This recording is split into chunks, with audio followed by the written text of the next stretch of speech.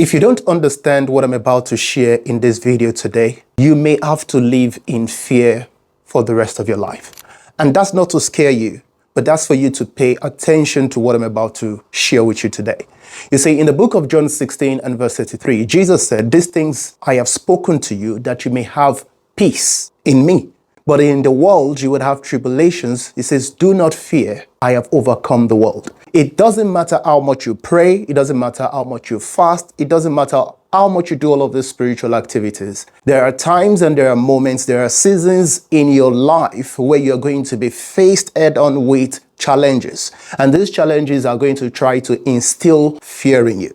But just because you are faced with fear doesn't mean you have to submit to it. You see, fear is real. But we also know that fear is not of God. In this teaching today, I'm going to be sharing with you how to overcome the number one weapon of the enemy. Let's dive right into it.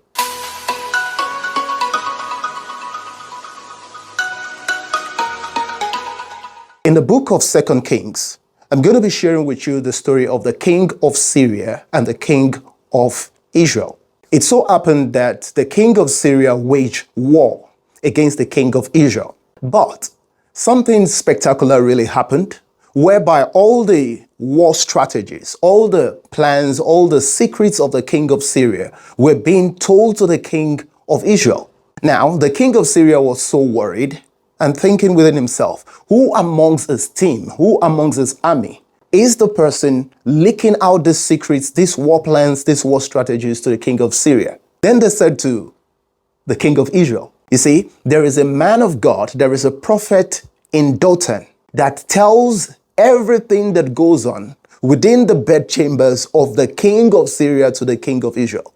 The king of Syria was so upset. It was like, no way, there is no way this is happening. I've got to get to the end of this, to the bottom of this. So he sent his men to go get the prophet in Dothan. That prophet appeared to be Elisha. I said, go bundle him here. Go bring him here. I need to understand what is going on here. So let me show you this text and what really happened here. In the book of 2 Kings, I'm going to show you from chapter 6. I want to read from verse 13. You can read previous verses to get the context of this. But from verse 13, so he said, go and see where he is. That is, go and see where this prophet, this man of God is, that I may send and get him. And it was told him, surely he is in Dothan. Therefore he sent horses, he sent chariots, and a great army there, and they came by night and surrounded the city. Now I want you to pay attention to verse 15, because I'm talking about the number one weapon of the enemy. You see, before the enemy can get to you, before he can attack you and be successful with those attacks, he needs to launch what is known as fear. One of his primary aims is to launch a fear tactics, a fear attack against you.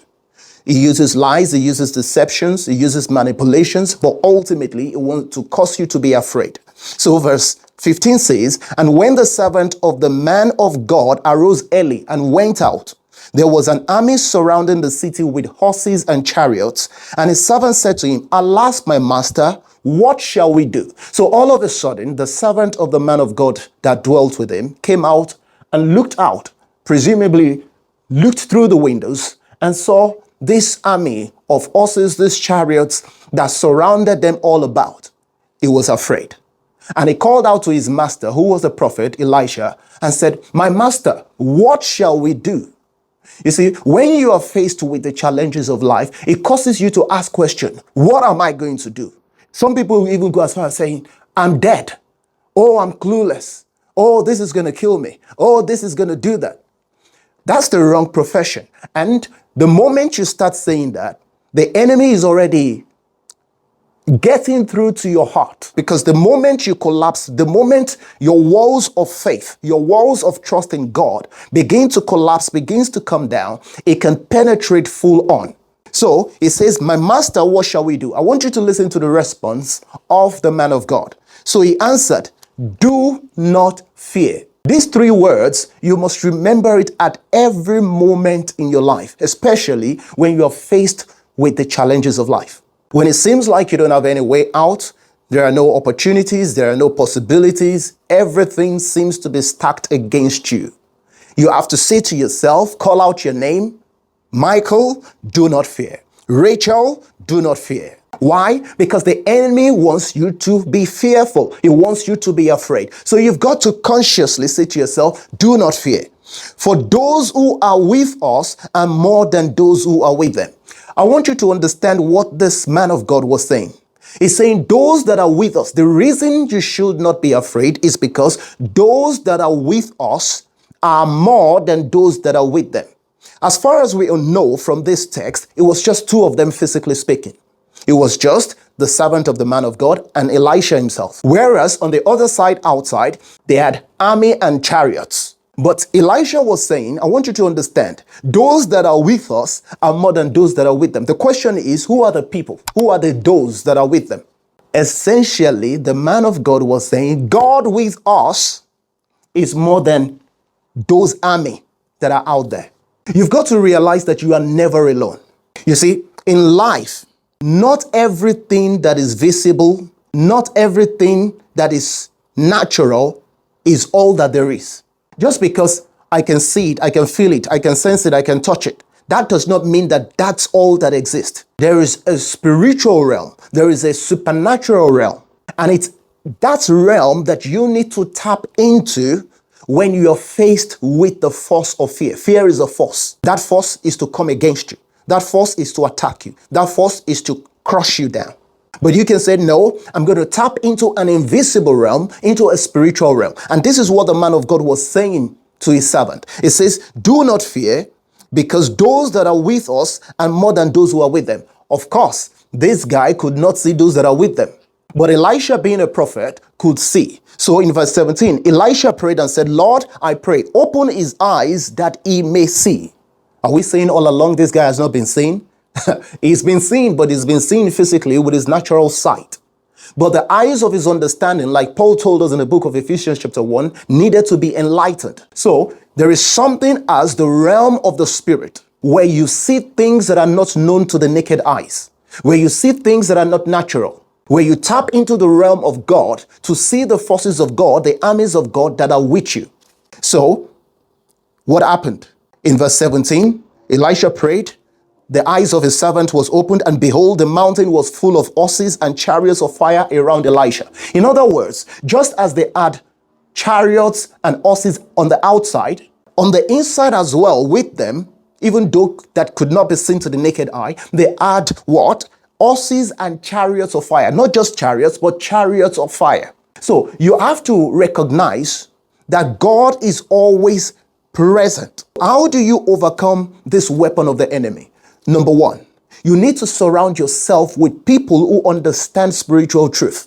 People who understand spiritual truth. People who understand spiritual realities. People who understand that what we see with our naked eyes is not all that there is. People who understand that if God be for us, who can be against us?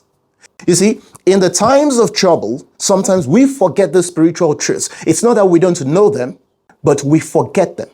We let the challenges of life, what we are faced by, to overcome what we know to be true of God. So that's the first thing. You need to surround yourself with like-minded people, people of the faith, people who understand spiritual truth. Secondly, how do you overcome? You need to understand that the enemy's weapon is fear. If he can launch the attack of fear and prosper and it works, then believe me, there is more that is about to go down. He's going to steal, he's going to kill, he's going to destroy. Number three, you need to understand that spiritual realities supersedes natural realities. Spiritual realities supersedes natural realities. So that's why the Bible says, for we walk by faith and not by sight. 2 Corinthians 5:7.